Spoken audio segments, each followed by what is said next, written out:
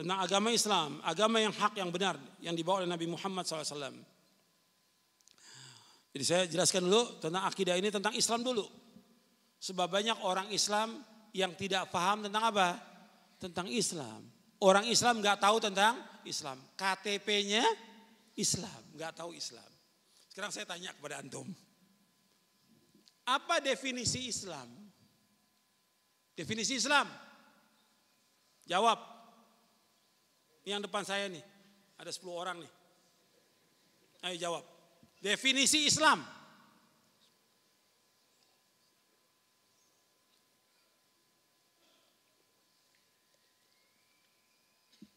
Jangan-jangan ketua majelis taklimnya juga nggak tahu definisi Islam itu apa. Musibah ada. Definisi Islam itu apa? Allahumma sholli wa sallim wa barik. Masa nggak tahu? Nah, coba.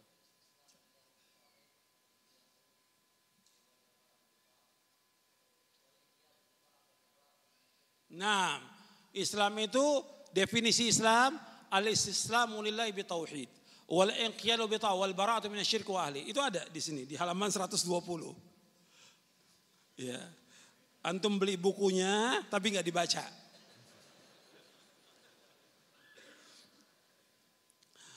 Definisi Islam al-istislamu lillahi bitauhid. Al-istislamu lillahi bitauhid wal inqiyadu lahu bi ta'ah wal bara'atu minasyirki wa ahli.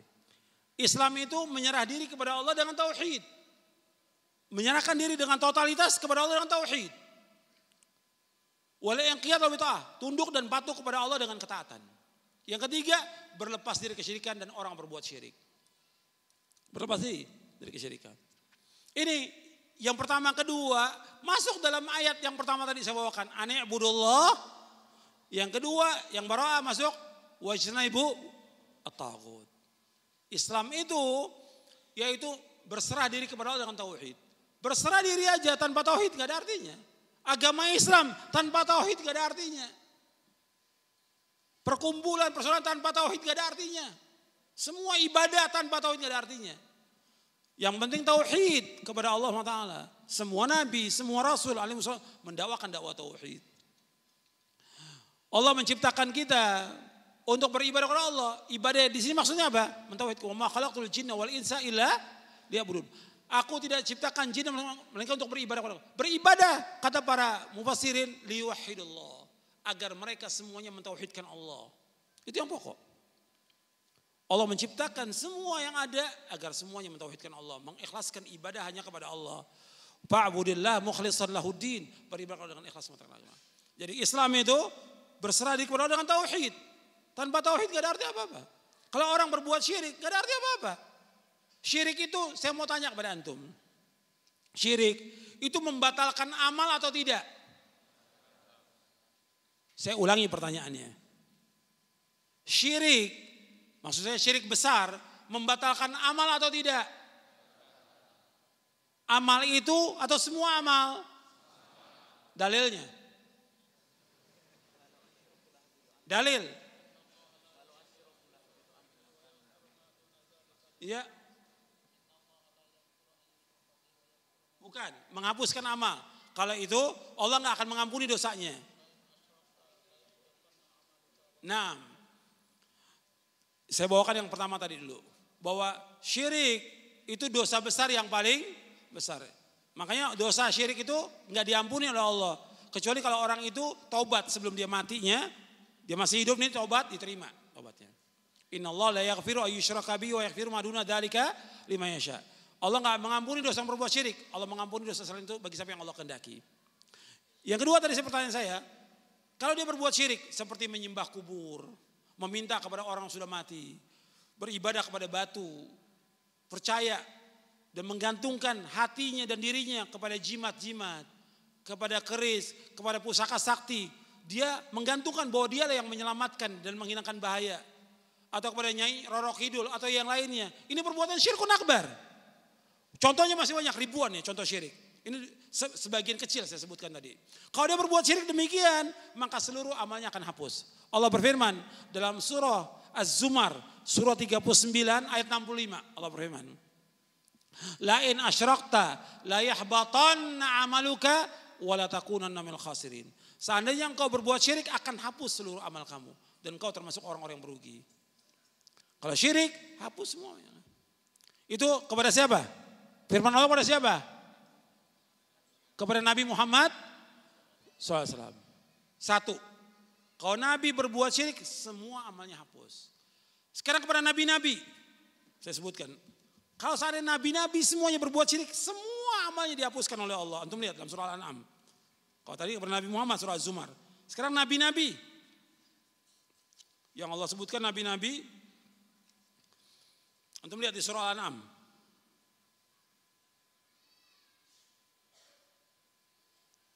Setelah Allah menyebutkan tentang para nabi, ya, di surah Al-An'am ayat 84, 85, 86, 87. Kemudian di 88-nya Allah berfirman, "Dzalika hudallahu yahdi bihi man yasha'u min ibadi walau asyraku la habita anhum ma kanu ya'malun." Demikianlah petunjuk Allah yang Allah tunjuki. Siapa yang Allah kehendaki dari hamba-hambanya. Seandainya mereka semua nabi-nabi berbuat syirik, seandainya semuanya, maka Allah hapuskan semuanya amal mereka. Semua dihapuskan oleh Allah apa yang mereka kerjakan. Jelas ini. Jadi syirik membatalkan amal. Makanya kita harus mentauhidkan Allah. Dakwah ini mengajak orang pada tauhid, mengikhlaskan. Sayang kalau orang sampai berbuat syirik, hapus amalnya, pahala sholatnya hapus. Puasanya, zakatnya, hajinya, umroh yang berkali-kali, haji yang berkali-kali. Kalau dia masih menyembah kepada selain Allah, berdoa kepada selain Allah, minta rezeki kepada selain Allah, atau menggantungkan hatinya dan meyakini kepada selain Allah, maka ini syirik. Hapus seluruh amalnya. Makanya Islam ini agama apa? Tauhid. Makanya kita ajak umat Islam kepada tauhid. Dan terus ribuan kali harus kita ingatkan untuk mentauhidkan Allah SWT. Kemudian wal inqiyadu bi ta'ah, tunduk dan patuh kepada Allah dengan ketaatan. Maka ajak umat ini untuk taat kepada Allah, taat kepada Rasul. Terus ingatkan untuk taat. Sami'na wa ata'na, terus diajak mereka untuk taat kepada Allah, taat kepada Rasul. Kalau ada dalil, amalkan. Dalil, amalkan. Jangan ditolak. Jangan dibantah. Jangan kita diskusikan dulu dah. Gimana dalil diskusikan dulu. Sami'na wa ata'na. Kalau sudah jelas, jangan dibahas lagi. Ini kitab, saya mau bahas, ada orang bilang, ini mesti dibanding, ada pembanding. Loh, Quran Sunnah mau dibandingkan. Dibandingkan apa? Dengan ra'yu. Nggak bisa. Quran Sunnah, kewajiban kita apa? Sami'na wa ta'na. Kita ini bukan agama seperti Nasrani, doktrin, bukan. Tapi dalil. Kalau agama Nasrani, doktrin. Pokoknya apa kata pendetanya wajib ikut. Meskipun gak masuk akal mereka. Kalau ini tidak, dalil Quran dan Sunnah yang kita ikut. Jelas. Kemudian wal bara'atu minasyirki wa ahli, berlepas diri dari kesyirikan dan orang berbuat syirik. Dalam kita beragama ini harus kita berlepas dari kesyirikan. Gak bisa kita ikut membantu orang berbuat syirik, gak bisa menolong orang berbuat syirik. Redho kepada berbuat syirik.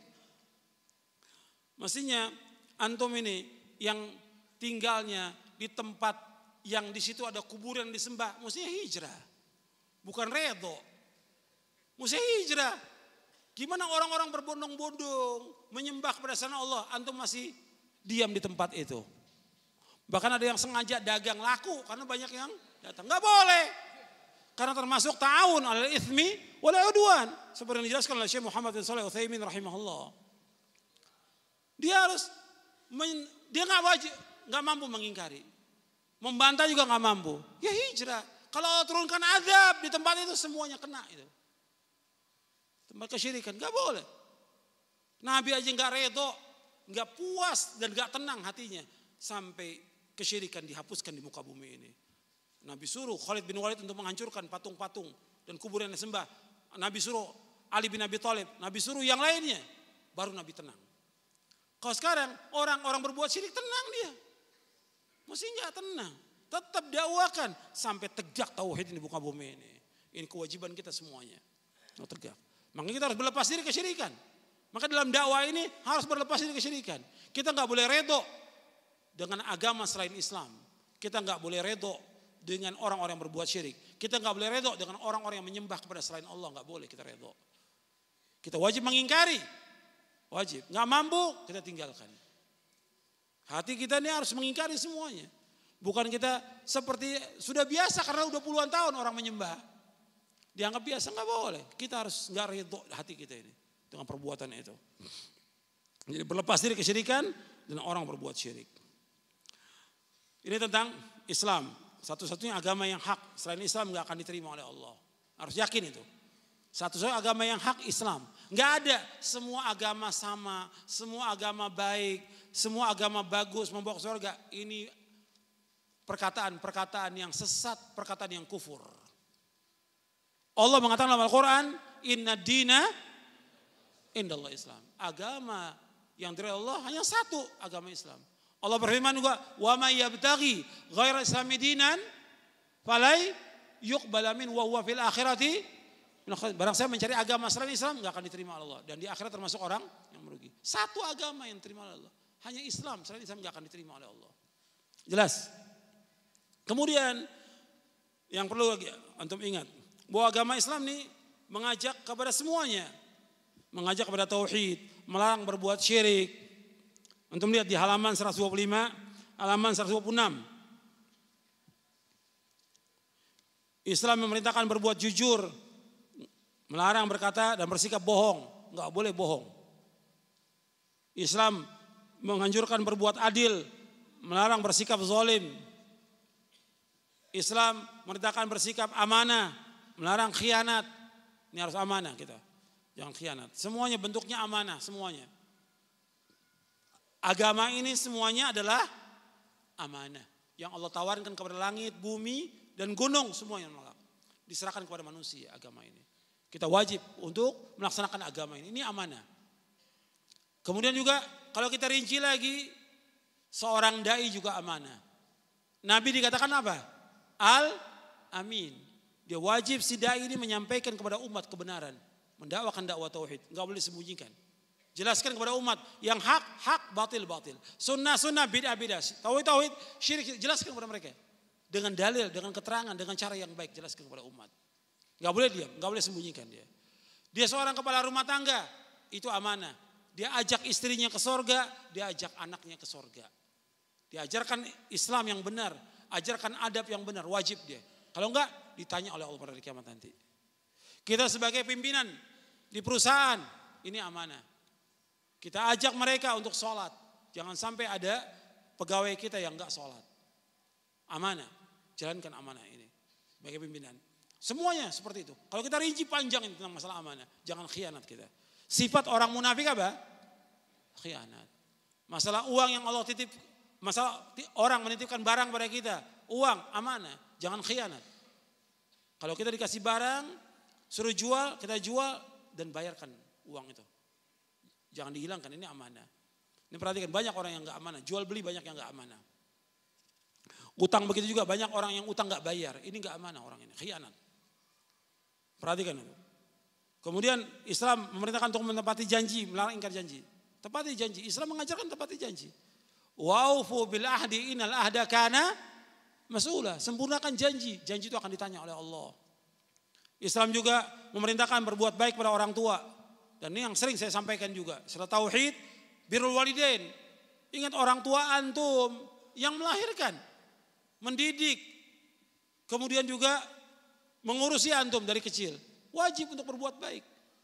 Ayat Allah sebutkan tentang tauhid, melarang syirik, berbuat baik pada orang. Wa'budullaha wa la tusyriku bihi syai'an wa bil walidaini ihsana. Hendaklah beribadah kepada Allah. Tidak boleh berbuat syirik, berbuat baik pada orang tua. Ini penting ini. Maka dakwah kita terus saya ingatkan tentang birrul walidain. Ada saya tulis buku tentang birrul walidain, berbakti pada orang tua. Sebab ada anak-anak muda yang memang dia ngaji tapi kurang ajar, enggak boleh. Berarti enggak ada manfaat pengajiannya itu. Bahkan ada ustadz kurang ajar pada orang tuanya. Ini ustadz enggak benar ini. Kalau ada seorang dai, mesti dia berbakti pada orang, jadi contoh buat orang lain. Bagaimana adabnya pada orang tua, perkataannya mulia, akhlaknya baik kepada orang tua. Mesti begitu. Kalau dia sudah nggak baik, nggak ada manfaatnya ilmunya, nggak ada manfaatnya. Dia dakwah. Jadi harus kita ini ngaji, harus terus berbuat baik kepada orang tua. Meskipun orang tua kita, dia berbuat beda. Dia belum mengerti. Puluhan tahun dia berbuat beda, belum mengerti. Perlu pelan-pelan. Doakan dia agar dapat hidayah. Tapi tetap wajib kita berbuat baik. Tapi kita nggak boleh taat dalam perbuatan syirik. Nggak boleh taat dalam perbuatan beda. Nggak boleh taat dalam perbuatan maksiat. Ketika berbuat maksiat kepada Allah nggak boleh kita taat. Kemudian juga Islam menjaga agama. Nggak boleh orang itu murtad dari agama. Islam menjaga jiwa. Nggak boleh menumpahkan darah dalam agama ini. Jadi kalau ada orang yang ngebom, menamakan Islam, merusak, ini bukan dari Islam. Islam nggak pernah mengajarkan begitu. Ini orang-orang yang merusak di muka bumi. Ini orang-orang penjahat, bukan orang Islam yang sebenarnya. Kalau dia Islam, mesti membawa kepada apa? Kedamaian. Kedamaian, ketentraman kepada orang. Nggak mengganggu orang lain. Sekarang banyak orang ngelempar bom, ngerusak. Ini bukan dari Islam. Membunuh seorang muslim, dosanya besar atau tidak? Besar. Ancamannya neraka. Dimarahi, Allah murka kepadanya. Allah melaknat. Allah berikan siksa yang besar pada orang-orang yang membunuh seorang muslim. Berat hukumannya. Islam menjaga jiwa. Islam juga menjaga akal. Maka Islam mengharamkan minuman yang memabukkan. Islam mengharamkan khamar, narkoba, rokok. Itu haram itu. Ingat tuh, rokok haram. Jangan ngerokok lagi. Berhenti mulai sekarang. Nggak boleh. Haram. Islam juga menjaga harta. Tunaikan harta itu, amanah. Jangan kita khianat. Jaga harta manusia. Islam juga menjaga nasab keturunan. Maka Islam mengharamkan zina dan jalan yang membawa kepada perzinaan. Islam juga menjaga kehormatan dan yang lainnya. Dalilnya Nabi bersabda, "Fa inna dima'akum wa amwalakum wa aradakum bainakum haramun ka hurmati yaumikum hadza fi syahrikum hadza fi baladikum hadza liyuballighi syahidul ghaib." Sesungguhnya darah kalian, harta kalian, kehormatan kalian di antara kalian haram sebagaimana haramnya hari ini, bulan ini dan di negeri ini. Hendaklah yang hadir menyampaikan kepada yang tidak hadir. Nabi juga bersabda sallallahu alaihi wasallam, "La zawalu dunya ahwanu 'indallahi min qatli rajulin muslim." Hancurnya dunia ini lebih ringan di sisi Allah daripada terbunuhnya seorang muslim. Artinya dunia hancur itu lebih ringan dosanya dibandingkan apa? Terbunuhnya seorang muslim. Dosa besar orang membunuh seorang muslim itu. Saya pikir cukup sampai di sini. Mudah-mudahan yang kita kaji bermanfaat.